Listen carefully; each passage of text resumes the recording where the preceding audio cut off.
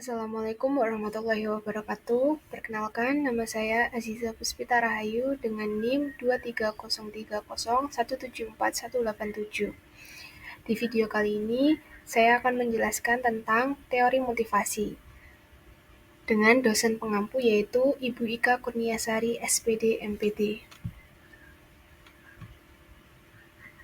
Pada video kali ini, saya akan menjelaskan beberapa materi. Yang pertama ada pengertian motivasi, beberapa teori motivasi, motivasi berprestasi dapat ditingkatkan, dan yang terakhir, guru dapat meningkatkan motivasi belajar siswa. Nah, sebelum itu, apa sih motivasi itu?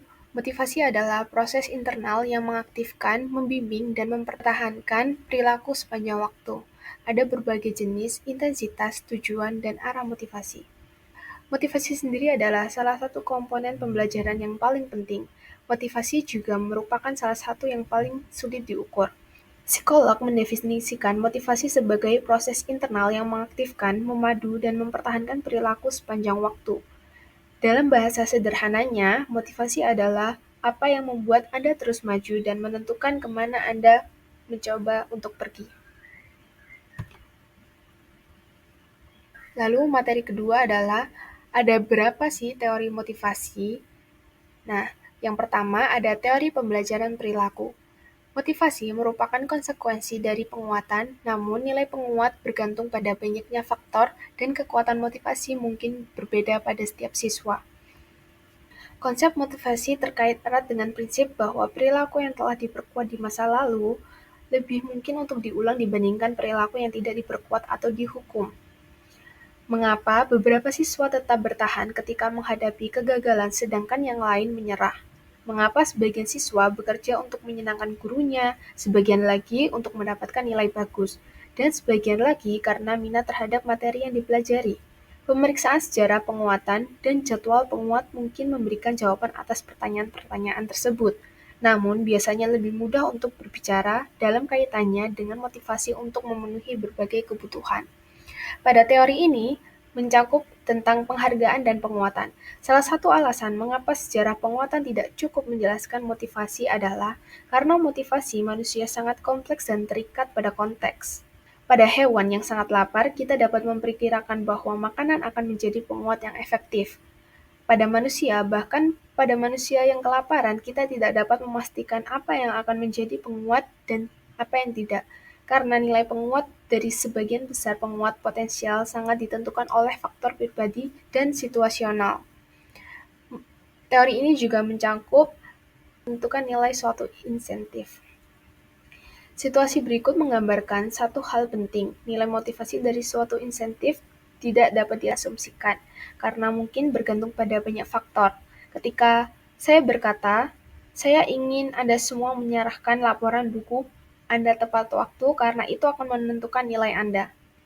Anda mungkin berasumsi bahwa nilai adalah insentif yang efektif bagi sebagian besar siswa. Namun, beberapa siswa mungkin tidak peduli dengan nilai. Mungkin karena orang tua mereka tidak peduli, atau karena mereka memiliki riwayat kegagalan di sekolah dan menganggap nilai tidak penting. Dan yang kedua yaitu teori kebutuhan manusia Maslow, yang didasarkan pada hierarki kebutuhan, orang harus memenuhi kebutuhan tingkat yang lebih rendah, sebelum mereka termotivasi untuk mencoba memenuhi kebutuhan tingkat yang lebih tinggi. Konsep Maslow tentang kebutuhan aktualisasi diri, kebutuhan tertinggi didefinisikan sebagai keinginan untuk menjadi segala sesuatu yang mampu dicapainya. Pada teori ini mencakup tentang hierarki kebutuhan Maslow, mengingat bahwa manusia mempunyai banyak kebutuhan, manakah yang akan mereka coba penuhi pada saat tertentu. Untuk menjelaskan ini, Maslow mengusulkan hierarki kebutuhan. Dalam teori Maslow, kebutuhan yang lebih rendah dalam hierarki ini harus dipenuhi setidaknya sebagian sebelum seseorang mencoba memenuhi kebutuhan tingkat yang lebih tinggi. Misalnya saja, orang yang kelaparan atau seorang yang berada dalam bahaya fisik akan kurang peduli dalam menjaga citra diri yang positif dibandingkan dalam mendapatkan makanan atau keamanan. Namun, begitu orang tersebut tidak lagi merasa lapar atau takut, kebutuhan harga diri mungkin menjadi hal yang terpenting. Salah satu konsep penting yang diperkenalkan Maslow adalah perbedaan antara kebutuhan definisi dan kebutuhan pertumbuhan. Kebutuhan definisi. Kebutuhan yang kekurangan fisiologis, rasa aman, cinta, dan harga diri adalah kebutuhan yang penting bagi kesejahteraan fisik dan psikologis. Kebutuhan-kebutuhan ini harus dipenuhi, tetapi jika sudah terpenuhi, motivasi seseorang untuk memenuhinya akan berkurang. Dan kedua, kebutuhan pertumbuhan. Kebutuhan pertumbuhan seperti kebutuhan untuk mengetahui dan memahami sesuatu, untuk menghargai keindahan, atau untuk mengembangkan apresiasi terhadap orang lain tidak pernah dapat dipenuhi sepenuhnya. Lalu teori ini juga mencakup aktualisasi diri. Teori Maslow mencakup konsep aktualisasi diri yang ia definisikan sebagai keinginan untuk menjadi segala sesuatu yang mampu dicapai. Aktualisasi diri ditandai dengan penerimaan diri sendiri dan orang lain, spontanitas, keterbukaan, hubungan yang relatif dalam namun demokratif dengan orang lain, kreativitas, humor, kesehatan psikologis. Dan yang terakhir, teori ini mencakup implikasi teori Maslow terhadap pendidikan. Pentingnya teori Maslow bagi pendidikan terletak pada hubungan antara kebutuhan defisiensi dan kebutuhan pertumbuhan. Tentu saja, siswa yang sangat lapar atau berada dalam bahaya fisik akan memiliki sedikit energi psikologis untuk belajar. Sekolah dan lembaga pemerintah menyadari bahwa jika kebutuhan dasar siswa tidak terpenuhi, maka pembelajaran akan terganggu. Namun, kekurangan kebutuhan yang paling penting adalah kebutuhan akan cinta dan harga diri. Siswa yang tidak merasa dicintai dan mampu kemungkinan besar tidak memiliki motivasi yang kuat untuk mencapai tujuan pertumbuhan yang lebih tinggi. Dan yang ketiga ada teori atribusi, berupaya memahami menjelaskan orang dari keberhasilan atau kegagalan mereka. Asumsi utamanya adalah bahwa orang akan berusaha mempertahankan citra diri yang positif.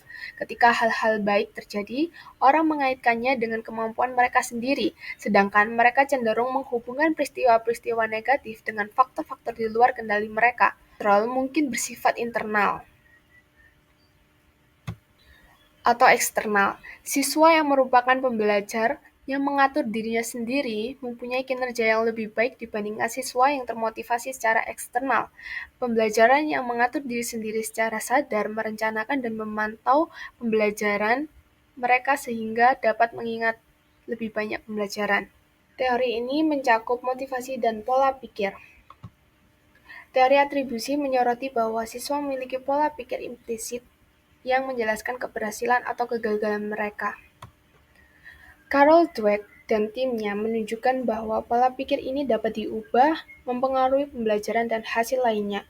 Mereka mengadakan eksperimen di mana siswa diajarkan kecerdasan bukanlah sifat tetap, melainkan hasil dari usaha. Pada teori ini mencakup motivasi dan pembelajaran mandiri. Motivasi dalam pembelajaran mandiri berkaitan erat dengan tujuan seseorang. Ketika seseorang memiliki motivasi tinggi untuk mempelajari sesuatu, maka mereka akan mengatur pembelajarannya, melaksanakan rencana pembelajarannya, dan menyimpan informasi yang mereka peroleh. Dan yang terakhir, teori ini mencakup sumber motivasi. Yang pertama ada strategi penguatan diri, melibatkan kegiatan seperti perencanaan, monitoring, dan pengaturan. Nah, teori terakhir yaitu ada teori harapan, berpendapat bahwa motivasi seseorang untuk mencapai suatu tujuan bergantung pada produk estimasi orang tersebut mengenai peluang suksesnya dan nilai yang dia tetapkan pada kesuksesan. Motivasi harus maksimal pada tingkat kemungkinan keberhasilan yang moderat. Implikasi pendidikan yang penting adalah bahwa tugas belajar tidak boleh terlalu mudah ataupun terlalu sulit. Teori ini menjelaskan bahwa motivasi seseorang untuk mencapai sesuatu bergantung pada harapan mereka akan imbalan. Atkinson menggambarkan teori motivasi berdasarkan rumus sebagai berikut. Motivasi sama dengan persepsi probabilitas keberhasilan dikali insentif keberhasilan. Teori ini menunjukkan bahwa motivasi orang bergantung pada hasil estimasi mereka terhadap peluang keberhasilan dan nilai yang mereka tempatkan pada kesuksesan. Aspek penting dalam rumus Atkinson adalah bersifat perkalian, yang berarti jika orang percaya bahwa kemungkinan keberhasilan mereka adalah 0, maka motivasi mereka juga akan menjadi 0. Teori harapan ini juga menunjukkan bahwa dalam keadaan tertentu, kemungkinan kesuksesan yang terlalu tinggi dapat merugikan motivasi. Teori ini mencakup implikasi teori harapan terhadap pendidikan. Implikasi dalam teori ini adalah proposisi yang masuk akal bahwa tugas-tugas bagi siswa tidak boleh terlalu mudah atau terlalu sulit. Jika siswa percaya bahwa mereka dapat mendapat nilai A dengan mudah, maka motivasi mereka tidak akan maksimal. Sebaliknya, jika siswa merasa yakin mereka akan gagal apapun yang mereka lakukan, maka motivasi mereka akan menjadi minimal. Oleh karena itu, sistem penilaian harus diatur sedemikian rupa sehingga memperoleh nilai A sulit, tetapi mungkin bagi yang berusaha. Bagaimana motivasi berprestasi dapat ditingkatkan, dapat meningkatkan tujuan pembelajaran dan atribusi positif atau memberdayakan.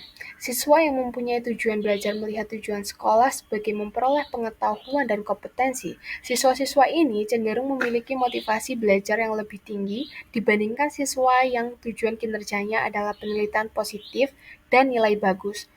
Gunakan program khusus seperti pelatihan atribusi untuk membantu siswa keluar dari ketidakberdayaan yang dipelajari, di mana siswa merasa bahwa mereka ditakdirkan untuk gagal.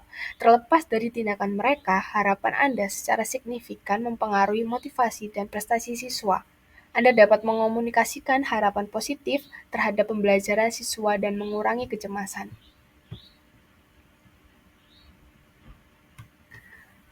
Nah, materi terakhir yaitu cara guru meningkatkan motivasi belajar siswa.